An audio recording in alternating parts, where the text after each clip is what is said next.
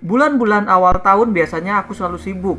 Sibuk ngejar nontonin film-film yang kelewat di tahun sebelumnya, lalu juga ngejar nontonin film-film yang masuk nominasi Oscar. Tahun ini juga gitu. Cuma sekarang ada segmen mini review.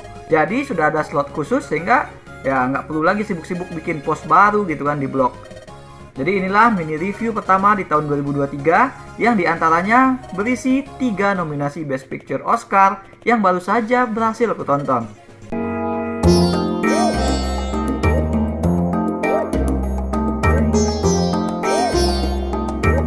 Pertama, film After Sun.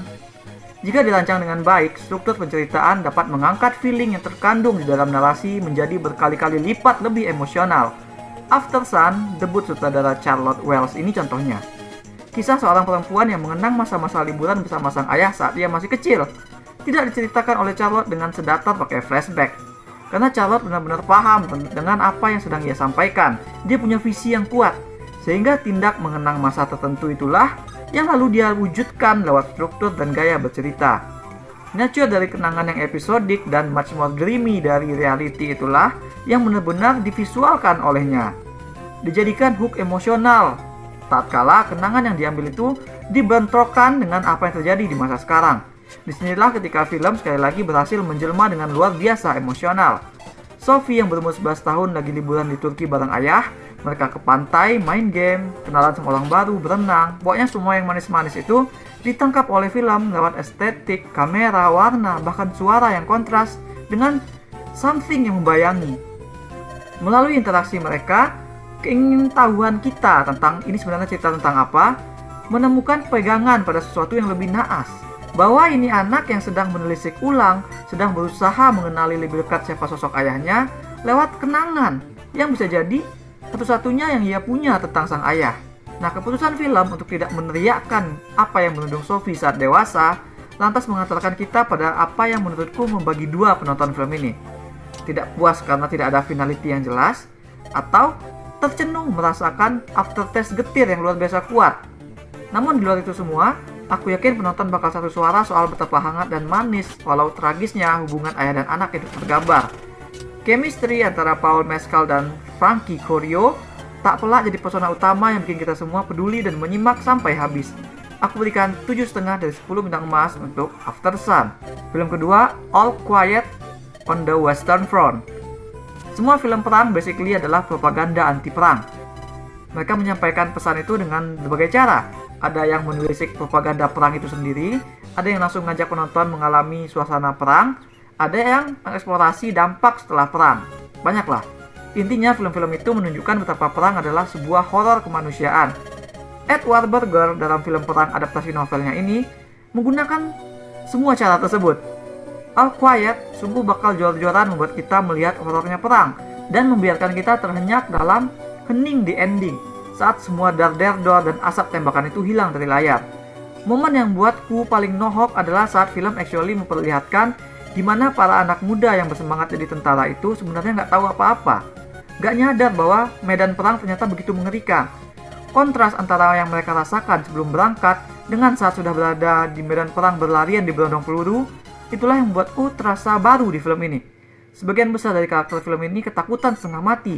Kemudian emosi itu semakin menjadi-jadi tatkala kita melihat mereka sebenarnya tahu bahwa pihak lawan juga sama takut, sama tak berdaya, dan sama menyesalnya. Tapi mereka tetap harus saling bunuh. Inilah yang membuatku terasa spesial dari film ini. Sehingga bagian-bagian yang over the top, kayak potongan tubuh di atas pohon, mayat-mayat, desain musik yang agak trying too hard to be seram, terasa tidak lagi benar-benar diperlukan sebenarnya. Film ini sebenarnya sudah berhasil di momen-momen kecil yang mengeluarkan perasaan para pemuda di medan perang. Misalnya kayak waktu mereka senang banget menikmati makan angsa colongan, ya kan? Nah, untuk film yang punya kata quiet pada judul, narasi film ini sendiri agak terlalu banyak noise gitu, yang menurutku bisa lebih diefektifkan lagi sebenarnya. Tapi tetap saja film ini tepat menembak sasarannya bahwa perang itu mengerikan. Aku berikan 7 dari 10 bintang emas untuk All Quiet on the Western Front. Ketiga, Black Panther, Wakanda Forever. Kepergian Chadwick Boseman certainly meninggalin lubang menganga di hati para penggemar dan kolega-koleganya. Dan ini juga tercermin pada franchise superhero yang ia tinggalkan. Lubang menganga dari kepergian karakter T'Challa sebagai protagonis di Black Panther terasa begitu susah untuk ditutup, membuat sequel yang digarap oleh Ryan Coogler ini secara naratif jadi terasa berantakan. Rewrite yang mereka lakukan pada karakter-karakter yang ditinggalkan terasa banget membekas, kayak lanjutan kasar pada overall sajian filmnya. Wakanda Forever bekerja terbaik saat mendalami soal kematian T'Challa, gimana dampaknya bagi Ramonda, bagi Shuri yang merasakan grief sekaligus menyalahin diri sendiri, dan pada rakyat Wakanda yang lain. Aku pikir harusnya film menahan diri dan berkutat dulu pada masalah ini, bikin Wakanda Forever ini sebagai complete tribute. Tapi ya bagaimanapun juga, film ini adalah roda gigi dari proyek raksasa yang nggak bisa segampang itu untuk diubah rancangannya. Makanya Wakanda juga langsung men-tackle sequel sebagai aksi superhero. Hasilnya mungkin kedua kepentingan itu masih bisa terikat, tapi bentukan yang terjadi itu adalah weird, gitu, aneh, terutama agak maksa bagi karakter pengganti superhero utama, si Shuri. Durasi lebih dari 2,5 jam, nyatanya nggak cukup untuk bikin naskah super padat ini jadi rapi. Kita masih akan sering berpindah dari Shuri ke karakter lain, membuat development Shuri jadi tidak terasa benar-benar earned. Ada aspek dari dirinya yang jadi kayak dilupakan gitu. Makanya relasi Shuri dengan Namor tidak pernah benar-benar terasa genuine. Namor pun terasanya kayak penjahat random yang aksinya tuh nggak benar-benar fit in ke dalam narasi keseluruhan. Rencananya terlihat aneh. There's so much going on. Makanya aku lebih suka Quantumania yang lebih contain dan lebih terarah. Makanya juga aku berikan 5 dari 10 bintang emas untuk Black Panther Wakanda Forever. Next ada Elvis. Nah, yang unik dari biografi karya Baz Luhrmann ini, selain karakter titularnya tentu saja, adalah perspektif cerita. Kita tidak melihat cerita ini dari si Elvis himself, melainkan dari seseorang bernama Kolonel Tom Parker. Dia itu manajer dari sang raja rock and roll. Tapi meskipun itu jadi modal film ini untuk bisa langsung netapin motivasi karakter sebagai penggerak cerita, dalam perkembangannya perspektif itu tidak pernah benar-benar jadi utama, melainkan hanya terasa jadi excuse sebagai alasan supaya cerita bisa melayang dari satu titik kehidupan karir si Elvis ke titik lainnya, tanpa benar-benar mendalami kehidupan si Elvis itu sendiri. Padahal Austin Butler sudah benar-benar serius menjelma jadi Elvis. Gaya bicaranya, mannerismnya, bahkan dandanannya terlihat lebih natural dan inviting ketimbang riasan over yang malah seringkali nutupin kecemerlangan akting Tom Hanks. Tapi film lebih memilih untuk merayakan teknis yang artifisial sayangnya. Permainan montase dan editing terasa terlalu banyak, dan at times lebih glamor daripada gimana subjek atau mungkin objeknya sekarang yang diperlihatkan oleh cerita ini sendiri. Permasalahan di karir Elvis seperti dia di cancel TV karena aksi panggung yang seloroh, pandangan rasis saat periode itu, dan lain sebagainya tidak terasa benar-benar punya penyelesaian yang saklek. Hubungan naik turun antara Elvis dan Kolonel pun tidak begitu memuaskan meskipun kita sudah berhasil tersedot untuk peduli. Tapi dibalik confuse-nya diriku terhadap penceritaan dan fokus film ini, toh tak bisa dipungkiri juga film ini jadi punya energi luar biasa nyetrum. Dan mungkin inilah tujuannya, membuat suatu presentasi yang seperti punya ruh Elvis itu sendiri.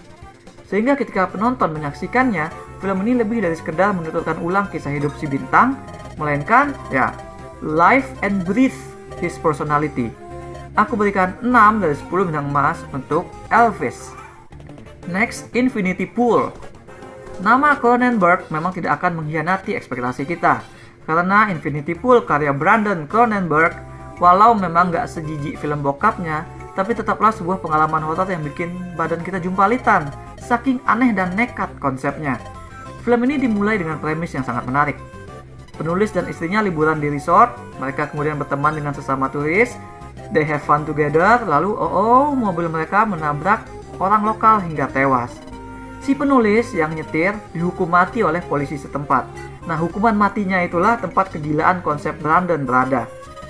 Ada sesuatu soal kelas sosial yang ingin dibicarakan di sini. Daerah turis yang melihat wisatawan sebagai kantong duit, dan turis yang merasa punya duit maka berarti mereka bebas melakukan apapun. Interaksi dari kedua pihak itulah yang membentuk konsep aneh cerita film ini. Jadi aku nunggu buah apa yang bakal kita petik dari penulis dan teman-teman yang kaya yang sengaja berbuat onar karena mereka punya duit untuk membayar program klon. Jadi yang dihukum mati itu sebenarnya adalah klon mereka, sementara mereka sendiri bebas melakukan apa saja termasuk tindak-tindak kriminal. Tapi ternyata loop yang dimaksud pada judul memang ternyata berbuah repetisi doang. Dengan cepat keseruan tindakan mereka itu jadi datar karena tidak ada ujungnya, tidak ada konsekuensi yang nyata, gak ada stake jadinya. Film kayak pengen bahas drama dari eksistensi, like Siapa tahu si penulis itu adalah klon yang aslinya sudah mati ketukar gitu kan. Tapi enggak. Film juga pengen bahas konflik antara penulis dengan istrinya, tapi juga nggak pernah benar-benar ke arah sana gitu. Nah pada akhirnya yang ku nikmati dari film ini bahkan bukan gore-nya, namun kegilaan Maya Goth sebagai Gabby yang ternyata jauh lebih sinister daripada kelihatannya. Calon adegan favorit pokoknya, adegan Mia Goth teriak-teriak di babak ketiga. Aku berikan 6 dari 10 bintang emas untuk Infinity Pool. Lalu Nokta Merah Perkawinan, ini film yang paling banyak di request untuk aku ulas, tapi aku baru bisa menontonnya saat tayang di Netflix kemarin. Dan I'm sorry to say, karya Sabrina Rochelle Kalangi ini might be jadi runner up kalau akhir tahun kemarin aku jadi nge-publish daftar top 8 film paling overrated 2022. Kita udah bahas gimana Aftersun dan Elvis melakukan sesuatu dengan cara berceritanya, sehingga dua film itu jadi terangkat jadi something else. Aftersun menjadi lebih emosional dan genuine, sedangkan Elvis jadi punya perspektif unik sebagai landasan narasi. Nokta Merah juga berusaha membuat nature datar dari cerita rumah tangga yang ada perselingkuhan, punya spark, dengan sedikit mengacak perspektif. Tapi strukturnya itu tidak berbuah apa-apa selain perspektif yang aneh kalau nggak mau dibilang kacau. Film ini narasinya dibuka oleh karakter pelakor seolah dia adalah karakter utama. Dia curhat kepada karakter lain soal dia cinta sama pria yang beristri, tapi yang kita lihat sebagai cerita dia itu tidak pernah mewakili perspektifnya. Dia melihat apa yang seharusnya tidak bisa dia lihat gitu. Kita hanya kayak melihat drama biasa yang actually di luar perspektif sang karakter tadi. Cerita ini lebih cocok kalau membuat sang istri jadi karakter utama, karena semua masalah itu sepertinya ada di kepala karakter istri ini. Nah walaupun nanti si pelakor dan istri bertemu, tapi perspektif para karakter ini nggak pernah benar-benar melingkar, karena cerita resolve-nya ya tahu-tahu dari soal permasalahan anak. Jadi naskah film itu benar-benar jadi choppy setelah mereka berusaha untuk membuat penceritaannya bergaya. Momen emosional film ini pun hanya bersandar pada dialog-dialog banal istri dan suami yang saling meledak. Sementara untuk momen-momen yang diam, yang diserahkan kepada kita untuk merasakan masalah atau emosi, film itu nggak benar-benar punya gitu. Nggak benar-benar punya hook emosional. Karena dengan perspektif yang nggak kuat, momen-momen tuduhan istri atau momen yang bisa jadi masalah itu ya hanya terlihat kayak kekeras kepalaan dari sang istri atau kepengecutan sang suami yang terus melarikan diri. Nah momen-momen yang mestinya genuine feeling itu ujung-ujungnya jadi hanya kayak annoying karena nggak ketemu, nggak dibahas. Aku berikan 4 dari 10 bintang emas untuk Nokta Merah Perkawinan. Lalu ada The Whale. The Whale ini beautiful, sedih memang tapi beautiful. Aku jealous. Aku berhasil dibuat Darren Aronofsky merasa iri kepada Charlie, pria yang really let himself go sampai-sampai membahayakan dirinya sendiri. Aku iri karena Charlie masih bisa begitu optimis kepada orang lain, meskipun dirinya telah menyerah kepada dirinya sendiri. Nah kan, disinilah letak kompleksnya cerita film ini. Aku ingin seperti Charlie yang percaya bahwa masih ada cinta dan kepedulian pada setiap orang, bahwa people incapable of not caring. Mereka cuma harus jujur pada diri sendiri. Dan kepercayaan Charlie tersebut ternyata benar. Aku hampir nangis di ending. The Whale bukanlah cerita tentang orang gendut yang kemudian meratapi nasibnya. Justru sebaliknya, film ini adalah tentang orang yang sudah tahu dirinya tak tertolong, tapi dia percaya cinta itu ada. Dan dia mencoba untuk menolong orang-orang terdekatnya untuk menemukan hati mereka. Makanya karakter Charlie ini begitu kontras. Dikala sendiri kita melihat dia tuh melakukan destructive behavior. Ya kan, dia makan segitu banyak sampai-sampai jantungnya berontak. Dia nggak mau ke dokter karena dia nyimpan duit untuk putrinya. Putri yang grow up membenci dirinya. Ada begitu banyak adegan yang hard to watch. Ya kan, perilaku si putri Charlie itu misalnya. Sadie Sink tuh sukses jadi anak paling nyakitin sedunia akhirat di sini. Tapi film bersikukuh untuk kita melihat Charlie tanpa belas kasihan.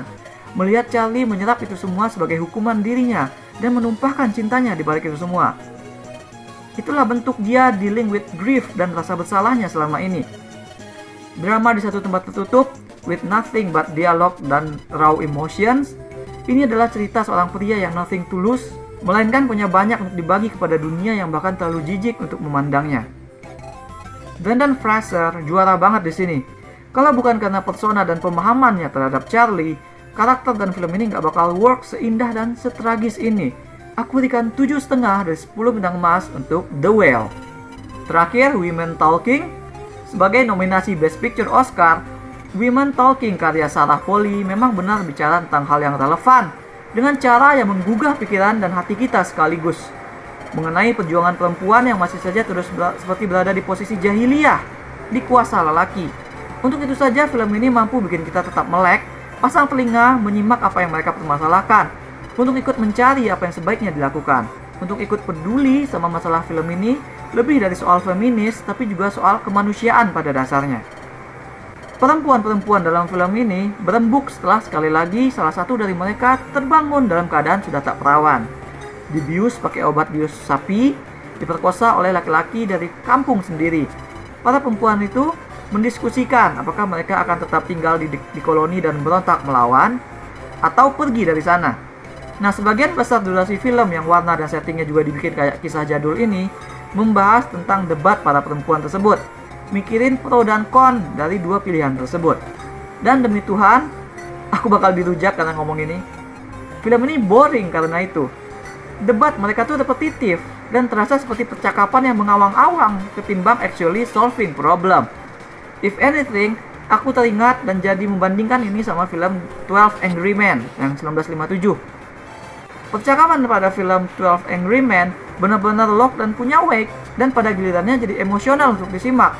Padahal ironisnya film ini tuh istilahnya punya dasar logika yang kuat aja. Orang kan bilang cowok itu naturally lebih pakai logika ketimbang perasaan. Tapi tidak sebenarnya. Film itu justru masalahnya muncul ketika para juri pria di tokohnya mendakwa tersangka dengan pakai perasaan, dengan prasangka, dengan judgmental. Mereka, para cowok, juga harus belajar melihat bagaimana semua itu dipandang dengan logika. Dan disitulah letak mengawang-awangnya woman talking. Terlalu nyaman main di feeling gitu. Logikanya kurang.